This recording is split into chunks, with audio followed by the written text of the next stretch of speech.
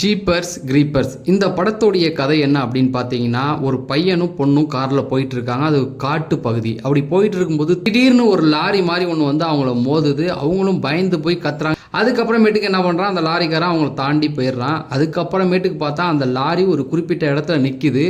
அதை பார்த்த உடனே அவங்களுக்கு ஷாக் ஆகுது. இந்த லாரி ஏன் நம்மளை ஃபஸ்ட்டு மோதுனுச்சு, இப்போ வந்து சைலண்டான ஒரு இடத்துல இருக்கு. அந்த லாரிலேருந்து ஒருத்தன் வந்து மூஞ்செல்லாம் கவர் பண்ணிக்கிட்டு ஏதோ ஒன்று ஏற்றிக்கிட்டு இருக்கான். அதுக்கப்புறமேட்டுக்கு அவங்க அந்த வண்டியை ஒரு ஓரமாக ஒரு இடத்துல நிறுத்தி வச்சுட்டு அந்த லாரி போனதுக்கு அப்புறமேட்டுக்கு அங்கே போய் பார்க்குறாங்க. அது ஒரு சர்ச்சு. அந்த சர்ச்சுக்குள்ளே போய் பார்த்தா நிறைய பிணங்கள் இருக்குது. அப்போ ரெண்டு பேருமே பயந்து போயிடுறாங்க. ஆகா, இவன் ஒரு சைக்கோ கொலைகாரம் போல அப்படின்னு சொல்லிட்டு அங்கேருந்து கடந்து போய் ஒரு போலீஸ்கிட்ட வந்து ரிப்போர்ட் பண்ணுறாங்க.